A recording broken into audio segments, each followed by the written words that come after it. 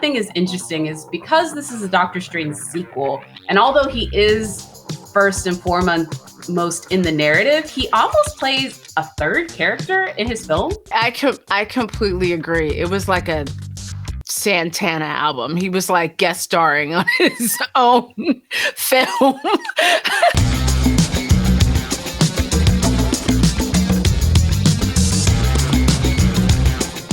Hello, everyone, and welcome back to another episode of the Aftershow. And today we're going to be talking about Doctor Strange in the Multiverse of Madness, taking a deep dive on all the details, answering some of the burning questions left by the film. Now, we must warn you, this is going to be a spoiler-filled show. So if you haven't seen the film, please turn off right now and come back to us once you have. So you've been warned. You break the rules. Look out! Become a hero. I do it, I become the enemy. To help me along with things today, I have a friend of Rotten Tomatoes, also a friend of the podcast that I normally host, a friend of the After Show, an all-around friend, Karima, the Blurred Girl. How you doing, girl? Hey, I'm so happy to be talking about this movie as well as hanging out with you. I know, this is going to be really fun. Okay, so let's go ahead and jump right into it. So this is the 28th MCU film, directed by Sam Raimi. And of course, it stars our Doctor Strange, Benedict Cumberbatch, Elizabeth Olsen returning as Wanda. It has earned $185 million at the domestic box office, the 10th highest domestic opening of all time. Doctor Strange in the Multiverse of Madness, according to our critics' consensus, labors under the weight of sprawling MCU, but Sam Raimi's distinctive direction casts an entertaining spell. So, Karima, knowing that this film is rated 75% fresh on the Tomatometer with an audience score of 87%, and at 75%, it's the fifth lowest MCU film, how do you feel about the Multiverse of Madness as the comic book nerd that I know you do? Well, first of all, I actually didn't realize it was that the lowest of the fifth lowest of the Marvel movies. That's very surprising to me, but I am not surprised at all to hear that the audience score is much higher than the critic score. This happens a lot with superhero films, but I also think that this, more than any other Marvel film, you really needed to have more than just a cursory knowledge of the MCU to understand. It's Sam Raimi with a Disney Marvel budget. You know, there was definitely elements. You saw all of those horror elements that Sam Raimi is known for, which I didn't mind, but I do think they missed out on that chance to do some really interesting things with the characters, like So Cheese America, rather. I also came away feeling like I did years ago with Age of Ultron, where I was like, okay, that's a thing. It was a ride. It happened. But I couldn't really figure out the film's purpose or place in the MCU until much, much later. Ultron basically is, for that fans might not realize, set up so much of Endgame and so much of what was to come after that I kind of feel like that's what Multiverse of Madness did. Yeah, I don't disagree with you on that one. In fact, there's a great article on Rotten Tomatoes where I detailed all of the reasons why Age of Ultron is one of the most compelling entries in the MCU, but only if you look at it in a retrospective lens, which is also one of the reasons why it was so hard to film. I do feel like these two films, and I'll put the Eternals and Doctor Strange together, are just, as you said, placeholder films. They are not ones that are pushing further I would say, MCU lore as much as just giving us ground posts for where we're going to build on. Kevin Feige even said right before we got shooting that they just now did their retreat where they really sort of tried to iron out these big beats over the next 10 years. And in that meeting, they talked about the films that they already have done and what they've done and the shows they've already had shot that people haven't seen yet as sort of the only things they're using as guideposts. That Endgame really is the end of a chapter, and this is the beginning of another. So I think that's probably safe to say is a good assessment of where Doctor Strange sort of lands. Let's go ahead and shift over into our movie breakdown section where we can really sort of talk about these characters. And we're going to kick things off with the most talked about moment from the film. That, of course, is the Illuminati throne room scene where we get to finally see these cameos that everyone has been leaking on the internet. Reed Richards, which is played by John Krasinski, Charles Xavier, once again played by Patrick Stewart, Mordor, who's played again by Chiwetel Ejiofor, Captain Marvel. This one is Maria Rambeau, played by Lashana Lynch, and then Black Bolt, who folks will remember from Inhumans, and of course, the fan favorite that everyone's excited about, Captain Britain. That is Agent Carter taking the Captain America mantle, but instead she's British. I don't even know how to describe it in the comics the right way, but she is the British version of Captain America. There you go. For all intents and purposes. So what was your reaction to the cameos overall? I wasn't surprised by them being there. I was excited by it. I am a little annoyed that it was used as bait, basically. They were all used as bait for the fandom to do what, and listen, I'm guilty of it too, get on social media and speculate and basically give Marvel free marketing, and we were all there speculating and, all of the different versions of, oh, that's Captain Marvel. No, that's Nova. No, that's, Invincible Iron Man. All of that fuels and stokes the flames of the excitement around the film. I was annoyed that they got dropped so quickly. I wasn't surprised at how violently they went out because that's Sam Raimi. But the only death, there's two deaths that didn't make sense to me actually in that scene that actually really aggravated me. And one was Anson Mount's Black Bolt, because essentially he was so surprised when she neo'd his face, his mouth, that he exclaimed and he blew himself up, which doesn't make any sense because that means if Black Bolt ever had a cold or hiccups, he would have killed himself. So that just didn't make any sense. It just seemed to be like, and then dropping a whole building or a whole column on a person that can kind of move planets. I just thought, all right, I get it. We're showing you that these people exist and then we're getting them out of the way because that's what we have to do. It was just a little disappointing, and even though I was in a press screening, everybody moaned because it was like, really. So it was a little disappointing. That I will say, seeing these characters on screen quickly and then having them die so quite, to be honest, unceremoniously is a lot. But that's kind of what I expected the minute I saw them, because I know you have to kill somebody on the superhero level to show Wanda's power. And I think that was the moment. Like, you have to show how dangerous the bad guy is. And although we had seen Wanda's power tangentially, I think, it's weird for me. Like, this is what's weird for me. You know what it reminded me of? It was Deadpool kills the Marvel Cinematic Universe. Yes. And that is a very brutal comics run. And that's what that whole interlude felt like. And if you watch that comics run, it is almost the exact same tone, beat, and like, oh, I need to show you just how awful this can get kind of thing. Yeah. Like, if I recall correctly on that one, the way they killed Charles Xavier was just Deadpool let him inside his mind for a minute and it killed him.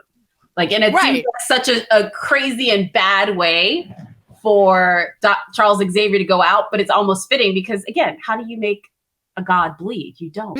But also, I'm so tired of seeing Patrick Stewart die on screen as Xavier. Can we not, for like, what's this, the third time? That's traumatic. The only thing that was nice that we saw there was he was in Charles was in both the wheelchair and the teal green suit that was from the animated series, and we know that Disney is going to be sort of reviving a version of that, as well as we have these sneaky moments that they're sticking in for fan service, yes, but ideas that Feige is obviously dropping, like, these are the I see you, I see the fans, and I will bring you something in the future, we're hoping.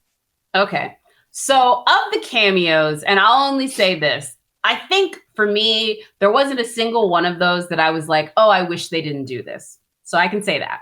And there was none of them that I was like, oh, I wish this was done like dramatically different. I would just say with me for the cameos, it's a lot of nitpicking and it's a lot of, I just wish we had more time, right? Like that's what I agree. Most of Yeah, it. I agree. However, if we had to kick one of the cameos out of the boat to say, if you may be playing this character later, I don't know. I have a surprising one, and people are not going to like it, but I do. If they make a Fantastic Four movie, which I don't think they should, because I've said over and over again, there's a part and a problem with Fantastic Four in a modern setting. Fantastic Four is a movie of the 70s and I would say a family of the 70s. It is almost impossible, in my opinion, to update that. Like it needs to be like Johnny Quest Venture Brothers for you to do Fantastic Four correctly. You know what I'm saying? Like I do. I don't think you're going to get your wish, but I do see what you're saying. Hey, the director's already dropped out. But if we're going to go down this very, I think, ill-informed path of trying to do another Fantastic Four movie, knowing by and large that the concept of this comic book property is cheesy. It is cheese. It is cheesy. If we're going to go down this road, Krasinski needs to direct. Emily Blunt needs to play Sue Storm. So the injustice of Emily Blunt not playing Black Widow can somehow die a little bit in my heart. Because I literally still am mad about that. If I, you know what's funny? I agree with you that Emily Blunt should play Sue Storm. I didn't mind Krasinski as Reed Richards. And when we get into some of the end credit scenes and stuff like that, I'll talk about how all of this could come together. I will agree with you on one thing. I don't think we need a Fantastic Four movie the way they've been presented in the past. But I can't see, based on what they set up in this film, the MCU moving forward without them. There's just too many things that they... I don't disagree with you on the fact that they're going to find a way, but... Well, I also think this whole scene was supposed to be different because there is an empty chair on that stage, and anybody who knows anything about the comic book version of the Illuminati knows that was probably T'Challa's chair. Yeah. So I have a feeling that this whole thing was different. I heard a lot of people say it could have been Peter's chair too. It could have been Peter. It could have been. It depends on what. But I think all the discussions they had about the incursions and things like that. Here's the thing. I think the thing that we both agree is that choices were made and so were edits. A lot of cuts and edits and chopping happened. And I feel a lot of it happened around this part of the film because even the pacing changed here. Yes. Yeah. And we saw so much of it in the trailers that I feel like this was set up early on as the money shots was always going to be in the trailers, always going to be like part of this big reveal. And then it became probably the most problematic part of the film from the writer's perspective when the real life timeline got all screwed up. And what's kind of great about all of these, characters that we talked about in the Illuminati is Wanda just murked all of them shortly after their introduction. I think one thing is interesting is because this is a Doctor Strange sequel, and although he is first and foremost in the narrative, he almost plays a third character in his film in a lot of ways. What did you think of the Wanda arc and what Elizabeth was able to do? I completely agree. It was like a Santana album. He was like guest starring on his own film. I thought Elizabeth Olsen, despite what some of the critics were saying, I thought she did a fantastic job. She had to play so many roles, not just the 616 Wanda that we know. She also had to be herself in the other universes and then possess herself. And it got very meta there for a minute. I actually think she did a really good job with what was given to her. I wish she had a few more lines that weren't all just emotionally like, give me my babies, I wish she had a little bit more to chew on, but honestly, I wish a lot of the characters had more to chew on. But I think her performance overall was actually very, very good. Yeah, I think Elizabeth Olsen, there's a lot of folks traipsing around the MCU that have come in not Oscar winners that I think by the time their time is done will be. And I put on that list for sure. If you don't believe me, she has a great early indie called Mary. I think it's like Mary. It's about cultism. It's like Mary Magdalene, and it's literally one of the most raw performances I've ever seen. And she is incredible in that one. And ever since I saw that one, I knew she was one of those folks. And she shows a lot of those things here. To your point, though, there's just not a lot of MCU movies can really add a rawness and a depth. So this one had rawness, it had violence, it had definitely chew the scenery moments, but it didn't have as much depth as some of other performances I think the MCU has shown before or what it's capable of. I also didn't think there was much time. Because here's the thing, a lot of people saying, oh, I didn't get the same feeling I got with WandaVision. I'm like, because this is 2 hours and it wasn't all her, you know, and I think that was a corner that Disney was going to paint themselves into the moment they started doing Disney Plus shows and giving us all this time to work out these characters over, 6-8 episodes. Shoving them back into films is never going to make them feel as meaty as they were before. But given what she was given, I think she did pretty good. Considering that Marvel, I believe, for the next movie and maybe one after that, are essentially operating knowing that they did these without knowing where they were going, I still think they're doing pretty good. Because even at the 5th lowest, having someone like Sam Raimi come in at this point, after having someone like Chloe Zhao come in at that point, is really, I think, going to be interesting because I feel personally, although aspects of the film didn't work, anytime I looked up and said, that's Sam Raimi, I was about it. Yeah, that's true. That's true. There are moments that worked very well. There are moments that you did feel were not edited, out. There are chunks of the film that felt like this has probably been here since the beginning. I think Wanda's fight at Carmitage was probably one of them. Definitely some of that creepy coming out of the mirror, like the ring and the mirrors and the glass. And the effects in the film, not every single scene. You saw how they probably ran out of time at the end, but there were some really good effects in this movie, and Danny Elfman needs to get something because the soundtrack was amazing. That is one thing where I think everyone has to agree. The Danny Elfman score was just so great, like a rock opera in certain ways. No, absolutely. And I also think Elfman, when we get into the diegetic sound of that fight, which is actually with musical notes, that was one of my favorite scenes in the film. And that was a very that was an incredible way of not just using the visual and bringing it into the audible, but also the way that it was executed was just so brilliant that I'm like, yeah, again, Elfman, because it was tonal. There were moments that were obviously classical, like you mentioned.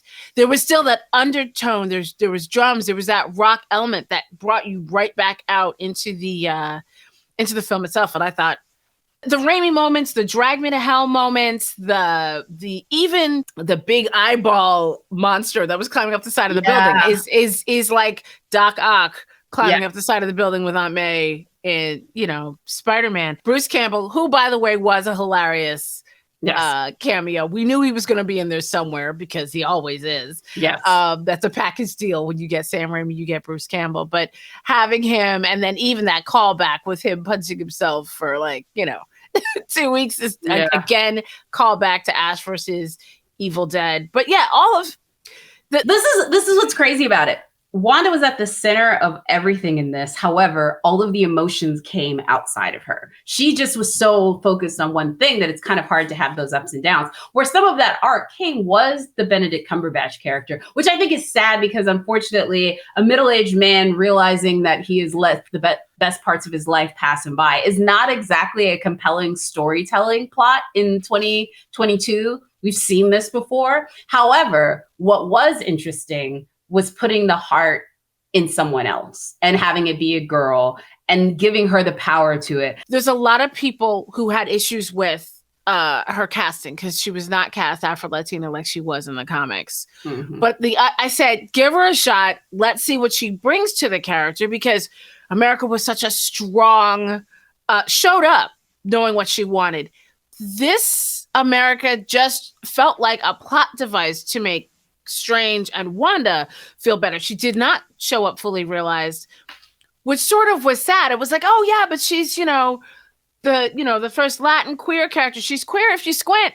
You know what I mean? If you can see the rainbow button on her jacket, like it felt like, again, a lot of fan service, but not a lot of let's give some backstory and let's give some weight to this character. Now, I'm really hoping we see more in other movies, but I was also hoping that we'd eventually get a Young Avengers out of this, but he dropped her back off at Tomatometer at the end. And so I was like, I don't know. Yeah, I don't know how to feel now. Like, that was the one thing that did seem a little weird to me. Look, I definitely think America was one of those bullet points that he was just given, and it feels that way. I got what people are saying, because this was, along with Miles Morales, two of the most prevalent Afro-Latina characters that we've seen, honestly. So having it not be the way it was intended. However, there's not a lot of indigenous characters in comic books. And I really feel like this one in particular is a great place to do that, because so few people even know about Native American ancestry within the Mexican heritage, or within South American heritage, or Hispanic heritage, and Latinx heritage in general. So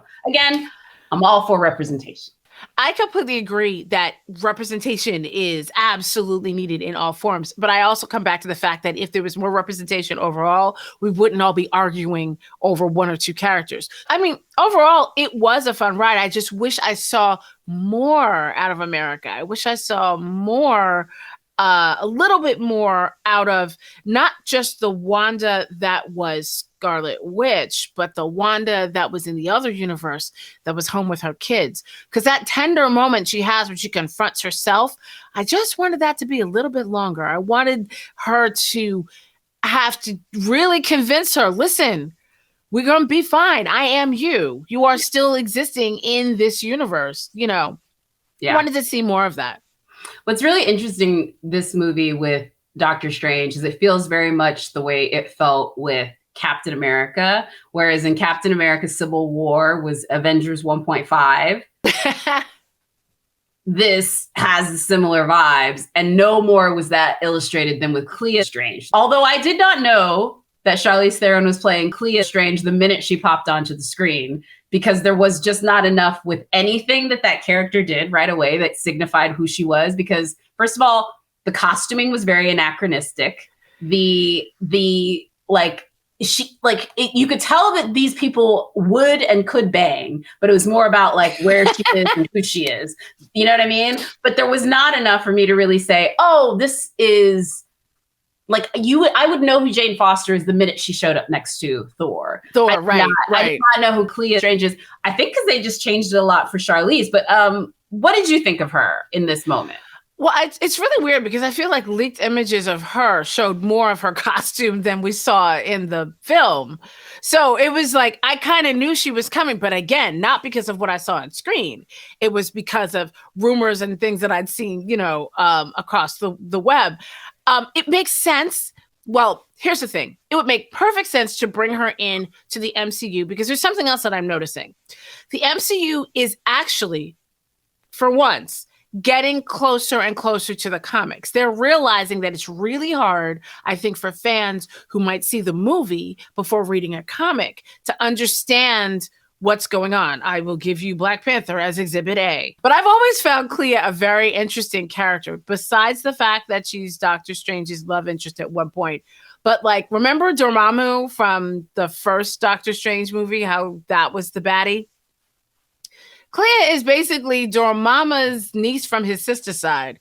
And I'm not even exaggerating.